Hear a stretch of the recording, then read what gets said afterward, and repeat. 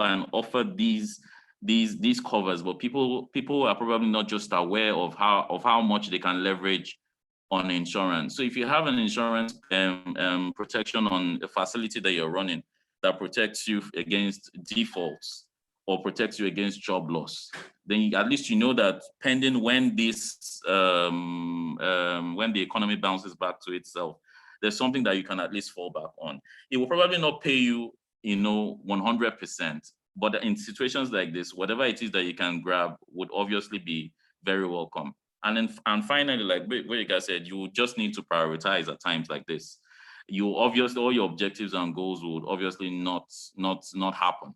You then need to focus on which are the most paramount goals and objectives for you as a business owner, and then begin to look for innovative ways to continue to offer that service whilst managing the crisis. Thank you. Okay, thank you very much, Tubi, for that. And then Helen.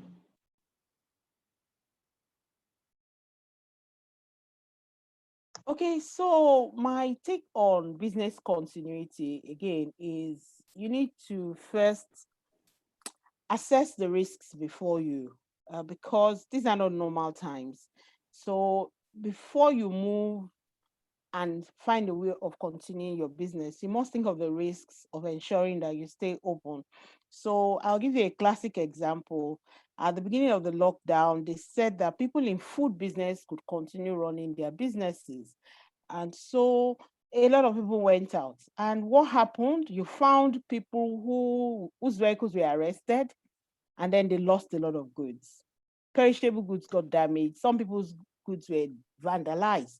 So in looking at business continuity, sometimes you may have to shut down one operation completely, pending when things return to normalcy, and then look for an alternative business or route to market so that you reduce the risk that you would incur as a result of trying to continue your business during the period. And that's what happened. So some of us would have to stop working until things return to normalcy, especially people who have a high incidence of contagion. Okay, so we have to stop working. The other option here is the skills and services that I have or the services I render, can they be deployed on another platform that is not going to be adversely affected by the coronavirus? Can I offer another service? So for instance, you find some people who were bottling drinks are now bottling sanitizers. Some companies who sell alcoholic beverages are now selling hand sanitizers. So if you are a teacher or a lecturer, you also have an events business or a business that requires physical contact, and it's one of those businesses that you cannot constantly run this period. Now is the time to do something else. So maybe I will teach more. Maybe I'll teach my skill. Maybe I'll teach people how to do my business. Maybe I'll go online and engage my customers more. Maybe now is the time to look for other online providers who can take my products without exposing me or my staff to risk. So in terms of business continuity, again, it takes me back to where I started. What business am I running? In what various ways can it be delivered? Whether it's a product or a service. How else can I deliver that product or service apart from what I am doing now without putting myself at risk? Where am I going to get funding? Funding is very key. I know that we always sometimes say that finance is not a challenge, but for most SMEs, they live on the edge. They don't even have enough reserves for 1 week, talk less of for 1 month. And if you consider that the economy has been shut for about 6 weeks now, people need to be thinking, how am I going to finance my operation? So we have to have a finance strategy to mitigate the risk so that we can continue providing services. Demands are low, very low. So for me, to ensure business continuity, just like Tubi I said earlier on, scenario planning. Scenario A, can I continue operating without incurring losses? If your answer is yes, please go ahead. If I decide to continue delivering my service, at what cost am I going to deliver it? Can I recover my cost? If you cannot recover your cost, then you have to rethink. Should I suspend? Should I reduce my offering? 3, if that works for you, What other options do you have? Can I think of another way of earning money with these skills or resources that I have? Okay, so these are the practical things we have to be thinking about as business owners, because the truth is we need to earn income, we need to earn revenue. What can I do with my people? Can I keep all my staff? Should I let some people go? And then should you tell them early? How much staff inventory can you carry when you are not earning enough? Now revenues are dipping. People are hardly making as much sales as they used to make, because across board, most of us are losing income. So we have to think about different scenarios and address specific issues. It's not time to make highfalutin plans. This is the time to look at your reality and say, what should I be doing to address it?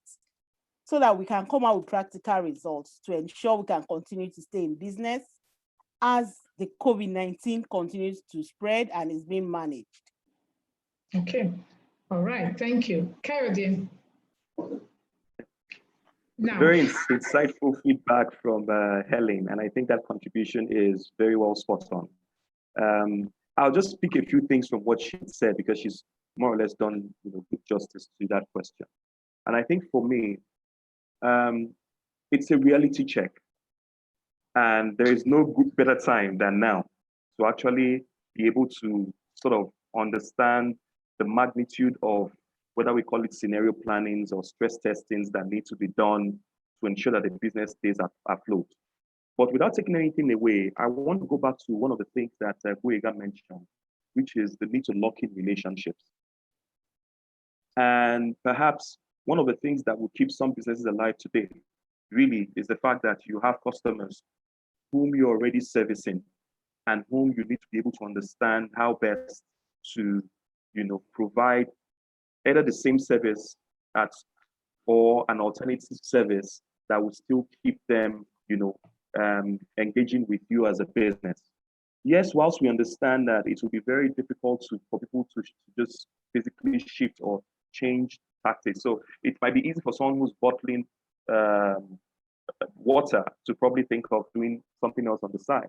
But for more specialized businesses, it might have to take a more insightful deep dive to see what needs to shut down, like Helen had said, what needs to continue, and what we can sustain and for how long.